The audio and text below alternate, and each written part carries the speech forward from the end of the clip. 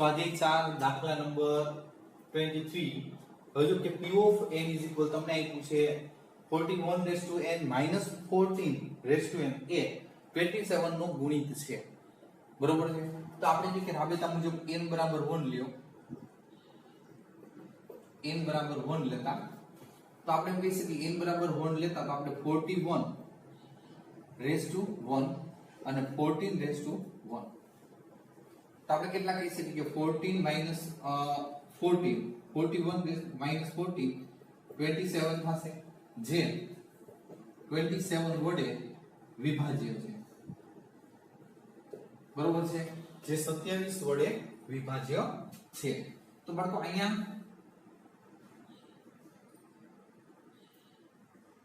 હવે અહીંયા આપણે જોઈએ કે n p of k સત્ય છે n बराबर k लेता तो राबिता मुझे p of k 41 p of k આ લખવાની કઈ જરૂર નથી બરોબર છે p of k વળી પાછી આગળ જતા વળી સમજવામાં થોડી તકલીફ પડશે p of k 41 raised to k minus 14 raised to k હવે આને આપણે જો કે સત્ય છે અને એ કેટલો તો કે 27 નો ગુણક છે 27 નો ગુણક તો ગાવ આવી ગયું 27t t belongs to capital N 27 નો ગુણક છે એટલે 27t કરી નાખ્યા હવે આ પ્લસ છે સામેની બાજુ જાય તો માઈનસ તો આપણે શું કહી શકીએ કે 41 raised to k is equal 27t plus 14 raised to k આના પછીનું સ્ટેપ n બરાબર k plus 1 લેતા તો આપણે જે કે અહીંયા 14 raised to k plus 1 minus 14 raised to k plus 1 આને છૂટા પાડીએ તો આપણે કહી શકીએ કે 14 raised to k 41 raised to k into 41 minus 14 raised to k into 14 તો અહીંયા તમે જોઈ શકો 41 raised to k is equal તમે અહીંયા મૂકેલા છે એ કિંમત મૂકી દો 27 into t plus 14 raised to k into 14 minus 14 raised to k into 14 હવે આને આપણે ગુણી નાખીએ 27t ગુણ્યા 41 plus 41 into 14 raised to k minus a 41 and a 14 a 14 into 40 raised to k તો બરાબર આ એક પદ તમે વ્યવસ્થિત સમજો એટલે બધું પતી ગયું આ 41 આને થોડીક વાર x કહી દો તો 41x minus 14 આને x કીધું તો 41x માંથી 14x બાદ तो 27x વધે 27 into t into 41 plus અહીંયા 27x x ની જગ્યાએ આપણે વિચારીએ into 14 raised to k તો આમાંથી 27 તમે કોમન લઈ શકો 27 41 into t plus 14 raised to k તો આ પદ છે એને તમે 27 વડે ભાંગી શકો છો બરોબર છે તો અહીંથી તમારે કહી દેવાનું p of k સત્ય છે implies p of k plus 1 સત્ય છે અને ગાણિતીય અનુમાનના સિદ્ધાંતથી દરેક n belongs to capital N માટે p of n સત્ય છે જો આમાં કાંઈ નથી એ કાંઈ ધ્યાન રાખજો જો અહીંયા 41 આને આપણે x ધારી લઈ 14 14 raised to k ને x ધારો તો અહીંયા 14 raised to x છે k છે એને x કહી દીધો એટલે 41x 14x તો 27x વધે x બરાબર પાછી કિંમત મૂકો એટલે 14 raised to k તો આમાંથી 27 કોમન કાઢી લેવાના એટલે જે 27 નો ગુણિત છે અથવા 27 વડે ભાગી શકાય છે બે એક રેડી એના પછી છે લાસ્ટ આ ચેપ્ટર નો દાખલો છે થોડો અટપટો છે 24 24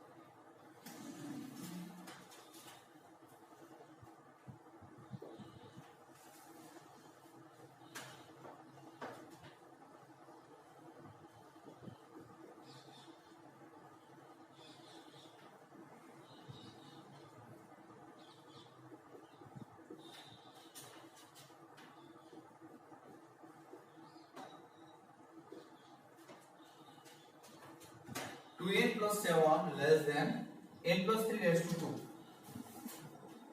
और n बराबर 1 लेता,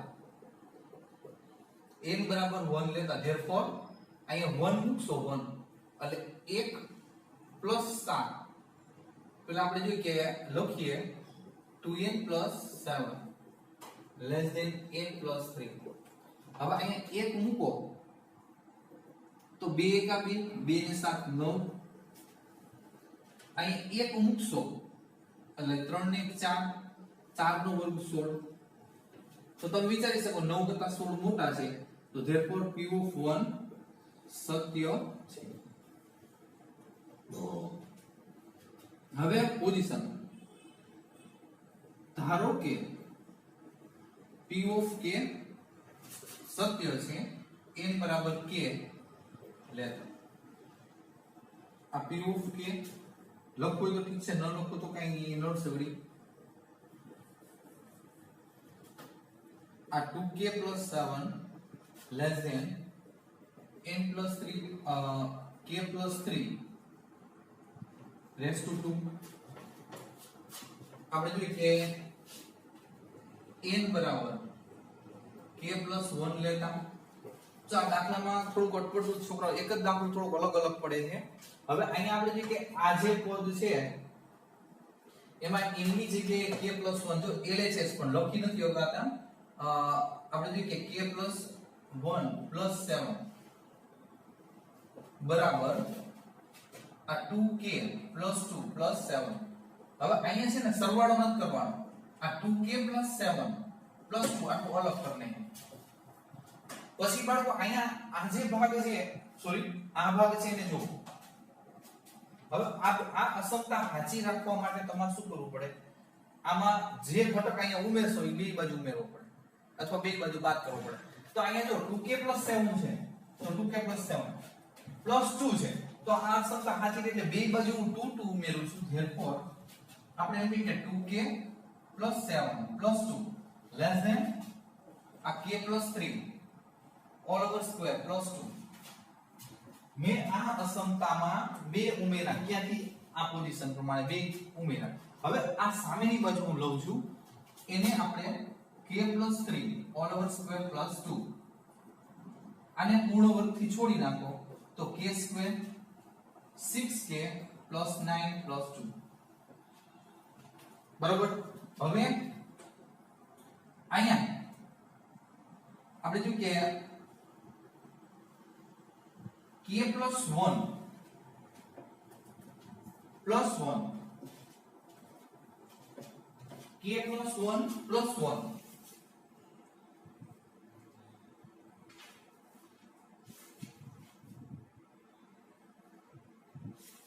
k plus 1 k plus 2 k plus 4 ઈ પછી આપણે જે પેલા k plus 4 લેવું હોય all over square. જો k plus 4 all over square તાને પૂર્ણથી છોડશો એટલે k square 8k plus 16. તો અત્યારે હું અહીંયા આપણે જે સેટ કરું k square plus 8k plus 16. બરોબર. તો અહીંયા વિચારો 6k હતા, અહીં 8k લીધા એટલે -2k, એટલે કે 8 માંથી 2 બાદ એટલે 6. અહીંયા તમે જોઈ શકો 9 ને 2 11, 16 માંથી આપણે જે કે હતા કેટલા 11 લીધા કેટલા 16 એટલે -5 થશે. બરોબર છે. 5 બાદ કરશો 11 થઈ જશે. હવે અહીંયા k plus 4 all over square minus સામાન્ય એટલે 2k plus 5 આવું થશે. બરોબર છે. હવે k plus 4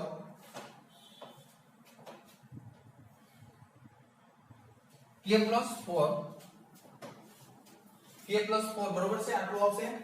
આગળ જુઓ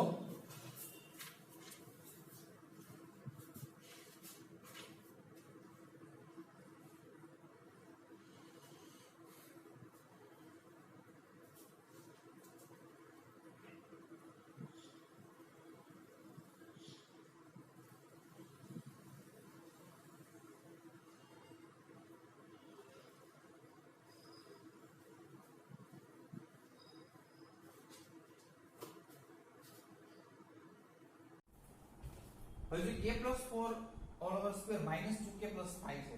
હવે આને આપણે એમ વિચારી શકીએ કે k plus 4 race to 2 minus 2k plus 5.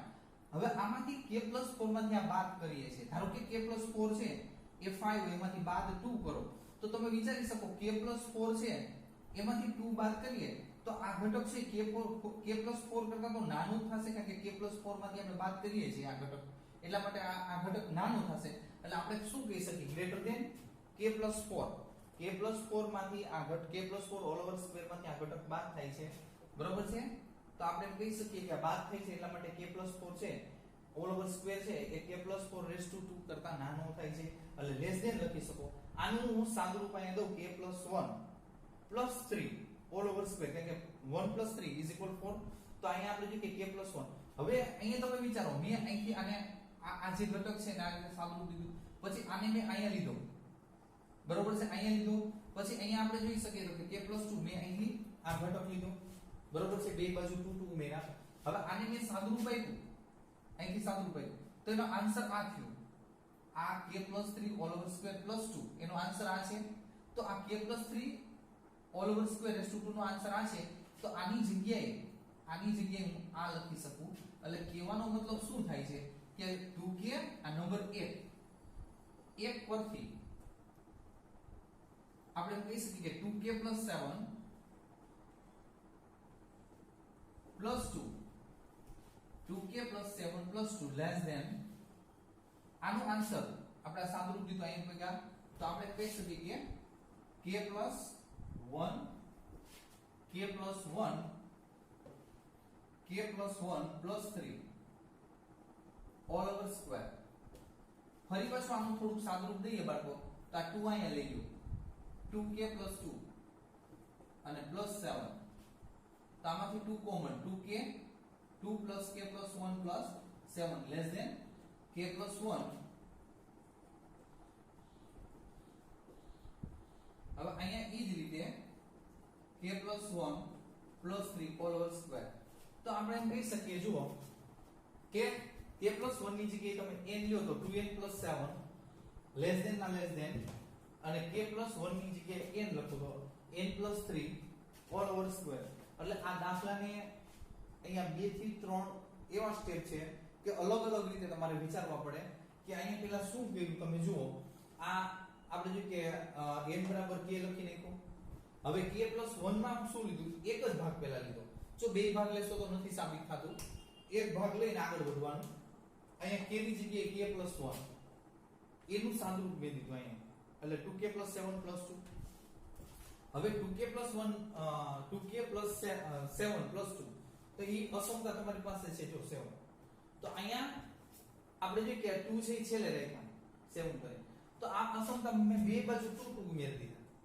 અસમતા સાચી જ રહેશે 2 2 ઉમેરા. પછી આ ઘટક છે આ મેં એમનું રાખ્યો આ ઘટક મેં ઉપાડ્યો અહીંયા એને સાદુરૂપ દીધું આ બધું અહીંયા પીના. તો આ ઘટકનું સાદુરૂપ આપ્યું તો આ સાદુરૂપ તમે અહીં લખ્યો હતો બરોબર છે. તો ફરી પાછું આને ફેરવીને અહીંયા આને પોગાડો 3 સ્ટેપ અને સામેનું જે આ ઘટક છે એ સાબિતી લીધો એ મૂકતો જાવ અને k + 1 ની જગ્યાએ n લખીને આપણે રકમ ચેક કરવાની થાય. રેડી 2 થી 3 વખત સમજો 2 થી 3 વખત લખજો બરોબર. આ ચેપ્ટર અહીંયા પૂરું થાય છે. એક જ દાખલો લખશે છોકરો થોડી કાળજી રાખવા.